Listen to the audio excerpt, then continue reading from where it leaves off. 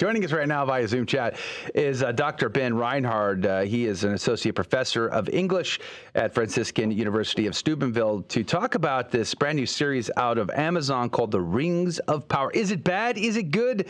Another fan fiction hack job? Well, we're going to have that conversation right now. Good morning to you, Dr. Ben Reinhard. Good morning.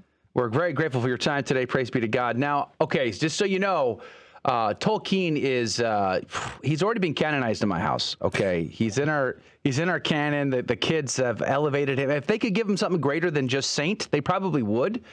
I can't tell you how many times they have read and or listened to the entire canon of Tolkien's mythical world of a Lord of the Rings, Middle Earth.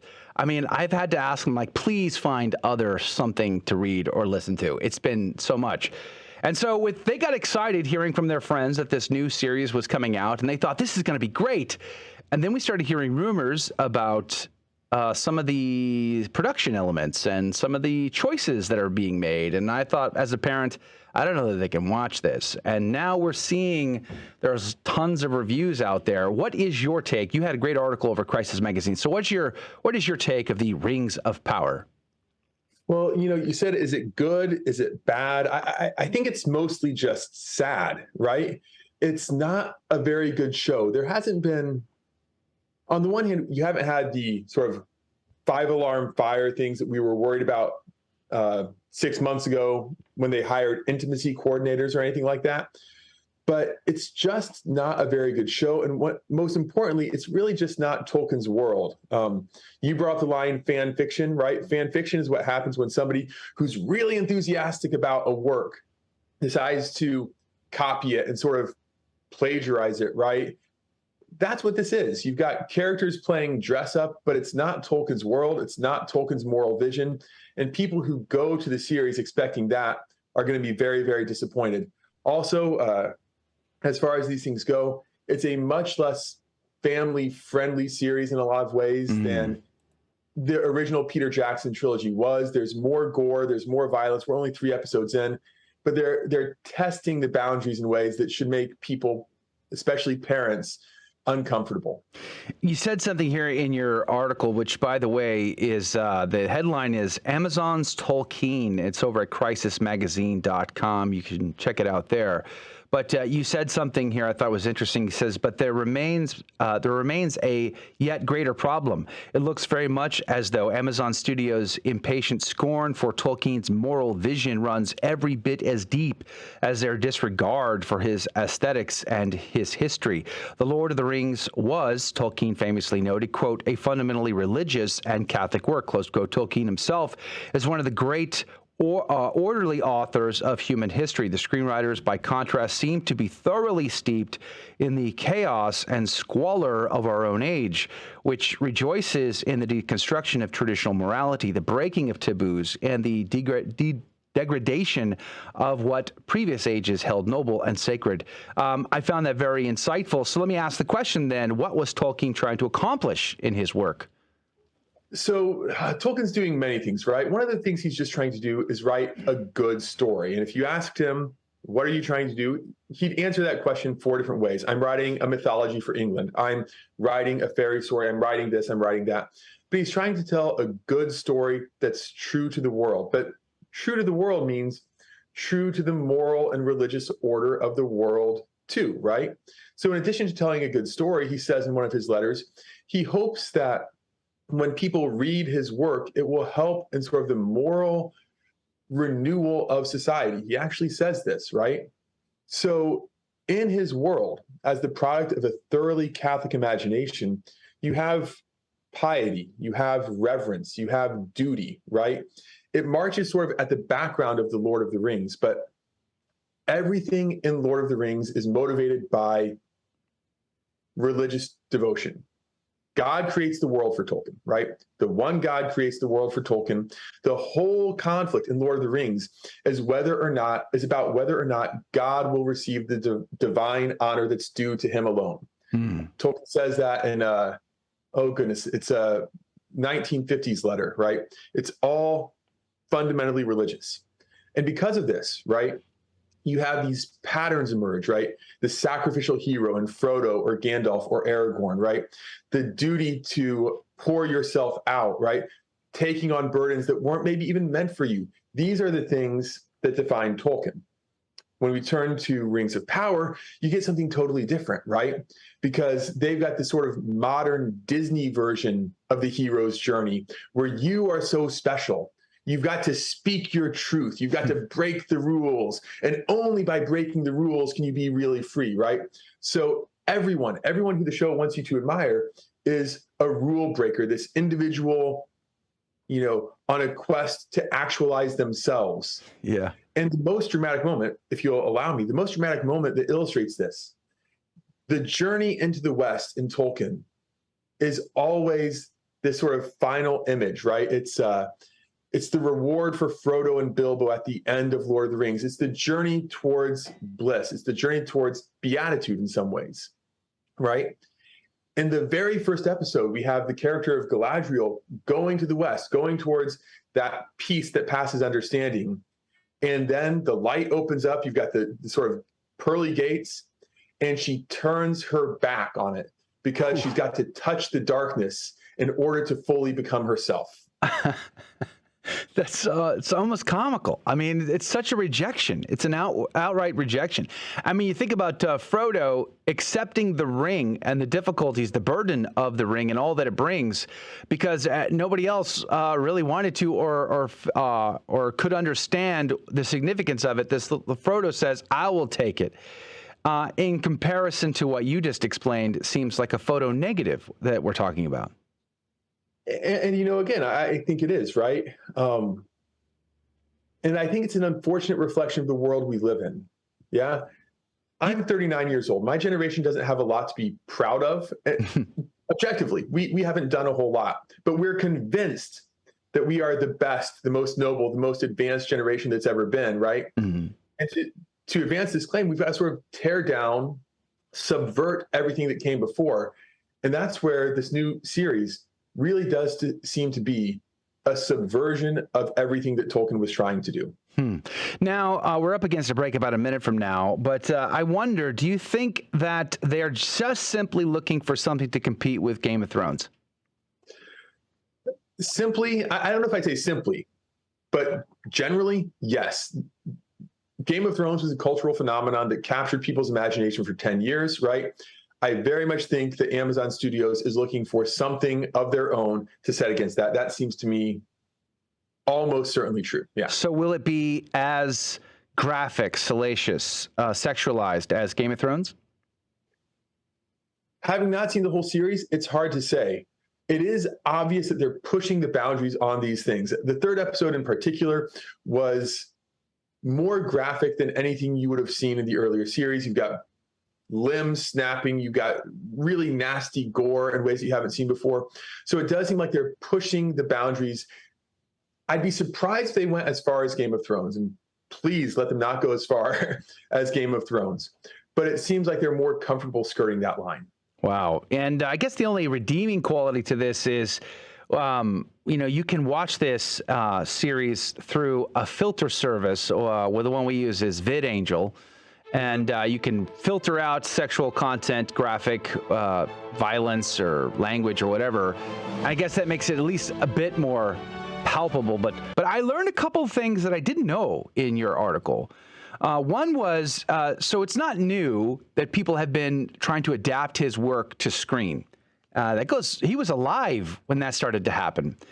Number one, I learned that he was disgusted by one of those first adaptations and actually wrote a line-by-line critique of that. I mean, that should be a very telling key that we can use to understand why these, from reading your article, to be honest, it sounded like you weren't a big fan of Peter Jackson's work either. And so that was the first thing. Let me put that out there. What is your response to that? Do we have to just go exactly with the way Tolkien thought and his opinion of his own work? Are we beholden to that? Can there be leniency? So I think there can be leniency, right? And with all respect to Professor Tolkien, and hoping I don't offend your children, I'll say that he was he was almost obsessive in his approach to his work, both with the care with which he crafted it, but then also the zealous guardianship of it. And if you go through his letter with in response to the first attempted film adaptation, he will get upset about the number of steps leading up to Isengard, right? He says there's supposed to be this many steps, not that. So he's very, very, very detail oriented. Do we have to go that far? No, right? There's always license for how to translate a book to a film if you're going to do it. It doesn't have to be point for point literal, right? It doesn't have to be point for point, every detail, every bit of dialogue the same. I don't think so. At the same time, the importance of preserving the overall vision of Tolkien, the importance of preserving his overall world, that is very important. And Peter Jackson, he did all right. There are a few things in the original trilogy that are regrettable. Mm-hmm. There are many things in the Hobbit trilogy that are profoundly regrettable, right? Yeah. But the first trilogy seems to me a good faith effort, a largely good faith effort to bring Tolkien to screen. Are there things I change? Yeah. But there you still have a lot of the vision preserved, right? Yeah. Hobbit, we start to lose it. Rings of Power, it's gone entirely. Yeah, it's interesting because there were some things that obviously we saw too. It's a tragedy when they deviate from the original books, and of course, The Hobbit. They took a tiny little book and stretched it over three movies. It was just like, golly, what are you people doing? I mean, just make one really good film, and that'd have been all right. But yeah, I think the money train was the biggest issue there. But so I also read in your article that at the same time, Tolkien was very detail oriented, as you say, because things meant something. It wasn't just arbitrary. Like the steps had a meaning, and there was a Christological meaning to his work as well, as you mentioned in the last segment. But he also it seemed like, according to your article, that he was okay with some, interpretation of his work for the screen. He wasn't like opposed to it deviating at least somewhat, right? Well, right. So he does imagine at one point in his career, he says, I want to create this big body of mythology that I won't be able to fully bring into life myself. I'll leave parts of it only sketched. So I'll leave room for other minds and hands to come in and to start filling in the details, right? The model here is probably something like you've got Homer's Iliad, right? But then in the centuries after Homer, other Greek poets and playwrights will come along and they'll take things that were hinted at or things that were alluded to in Homer and develop them into a full play or a full drama or something like this. Tolkien, at one point, imagined that for his work, and that would obviously involve some deviation and some development. So it's nothing objectionable necessarily to have some deviation from Tolkien. The question is, or some development from Tolkien. The question is whether it's going to be faithful or not. I was thinking about this. I was having this conversation before the movie came out. We saw the trailer, and I saw Galadriel running into battle, and I was like, that seems odd. Her leading a battle, her being a warrior, fighting. And I've been told, because I haven't seen it myself, that she is portrayed as a strong warrior type amongst a bunch of men who are more weak and have to depend on her to lead the battle. And that just seems very opposite of the feminine nature of Galadriel. We see her in Peter Jackson, and in the Peter Jackson film, she encourages the men. It's by her beauty and her glory that the men are encouraged to fight, and it's the perfect reflection of the Blessed Virgin Mary, who we celebrate her most holy name today, and how we look at Our Lady, and it is by looking at her, we have the courage to go out and fight the battle, as many of the great king saints and the knight saints have done. What did you think about that whole idea of the look at Galadriel? Oh, it's just so painful, right? Galadriel was one of Tolkien's favorite characters, and he came back to her again and again and again over a period of decades, right? Continually reimagining. But that central image where Galadriel is this figure of maternal grace and devotion and inspiration, right? This image that Tolkien admits in a letter might ultimately be due to his devotion to the Blessed Virgin from whom all his images of beauty are ultimately derived, right? I mean, what's happened here? And the crazy thing is, obviously, Amazon thinks that they've created a strong, empowered female character, right? What they've done is they've taken what's truly a feminine genius, right? What's truly an image of the healing and nurturing and inspiration and the strength of character, because Galadriel is one of the most important characters in Lord of the Rings. And they've turned her into what? Sort of a B+ hero, a B+ hero and a jerky commander of a platoon of soldiers, right? At one point, she drives her men so far that they mutiny against her. And it seems like we've lost something in translation here, right? You've got the Marian figure who inspires the quest versus this cold, hard Amazon, no pun intended, this cold, hard Amazon who drives people to the breaking point. We've definitely lost something there. Yeah, it's like a Mary Sue of warriors. Yeah, it's no longer unique, no longer special. I'm also thinking of, the Queen just died. I didn't know that I just found out she died today or last night. And the thing about it is that you have sometimes royalty, someone that's lofty, that's not connected with you directly, but someone that you look up to and a ideal into which you strive. And that's one of the images of Galadriel, and that is shattered. And I think that's a huge error that's going to be put in throughout the whole show, is the role of women in the Tolkien verse, in Middle Earth. I think you're right. This goes back to Tolkien's moral imagination. Tolkien, being well-educated, deeply Catholic, deeply traditional, he allows that there are differences between men and women, right? Equal dignity, but differences in roles. So that comes through in his works, right? Now we live in a world where you can't even begin to admit that. You can't even begin to suggest that. And so you've got your Mary Sue warriors. And we've seen this in a dozen series, a dozen adaptations in the past decade. You can look at your Star Wars, or you can look at your Marvel, or you can look at whatever you want, right? We do this time and time and time again, right? But it's just sad to see this modern obsession with leveling gender and by ennobling women, by making them unattractive men, right? Yeah. To come invade Tolkien's world. They rob the dignity and beauty of femininity in that. We're running out of time here, but let's talk about the 800-pound gorilla in the room, and that is the use of race and racial political tension in this series. In Peter Jackson's version, the orcs were pitch black because that was part of the Tolkien universe. Pitch black, they represented pure evil. In this new adaptation, the orcs are white. And now we see characters recast in different races, and I don't think that's an issue. But some fans have said it confuses them as to understanding the relations from one character to the next. What say you, Dr. Ben? Well, long and short of it, just to make it really, really simple, Tolkien's world is a very carefully drawn out world, right? He wants his world to feel like a real world, right?